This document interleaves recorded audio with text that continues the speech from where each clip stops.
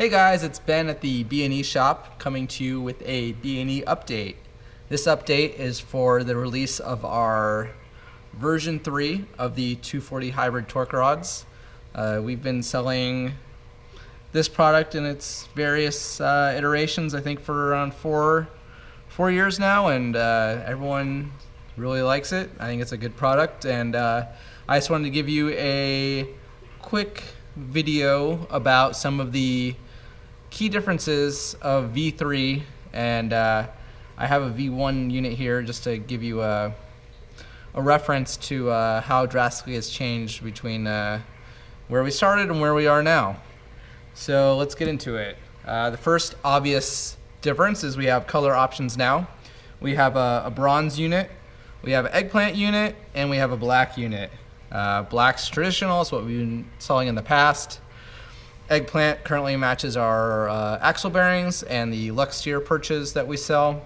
And this is the first time we've anodized anything this color, and I think it's pretty nice. It's definitely, different. It's not gold, and it kind of has a brownish tinge to it. Definitely will be very nice on a beige 240, if you know what I'm saying, because everything's nice on a beige 240.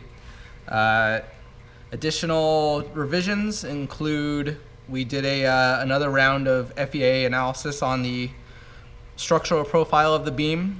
We analyzed the outside and the inside pocket, and we made little tweaks and refinements just to reduce any stress concentrations that we came across. And nothing huge, but just little angular tweaks here and radius tweaks and where they start and stop. And you can, I think we had about a 15% reduction in the ultimate stress level. So that's going to translate to a longer fatigue life for these parts, which is really important because they're machined out of aluminum. So anything machined out of aluminum or made from aluminum, whether it's machined or cast or die cast or forged, they have a fixed fatigue life, and ideally you design it so that way the fatigue life is never met. But depends how much power you have and how you drive it.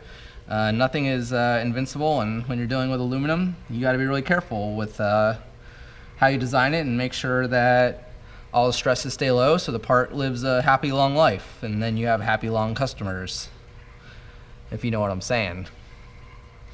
So the other difference is we have made these a bit thicker than the last version and the version before that. These are just under 1.25 inch thickness, and the V1 and V2 were just under 1 inch thickness. This allows us to engage the bushing shell almost completely. The other ones had a little bit more sticking on each side.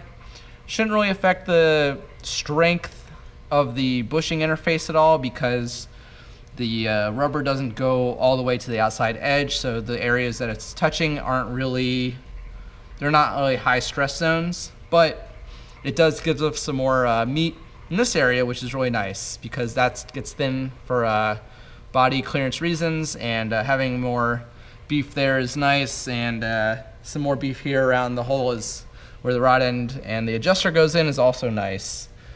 Just to give you a comparison, let me move two of these out of the way. This is what a V1 unit looks like, and you can see that there's a big difference in the thickness here compared to this one, and there's also a drastic difference in the beam profile. This one's a lot more unusual, this one's a lot more traditional.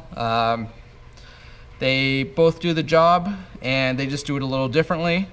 I think this is a little bit more aesthetically pleasing, and that's why we've been going down this rabbit hole. So yeah, that's more or less all of the little changes and revisions that we made to this, and I hope you guys enjoyed it and find this informative video. We plan to be releasing a more in-depth video about this product in general and the uses and benefits of it. So hopefully you guys can catch it soon when we get around to recording it. All right, thanks guys.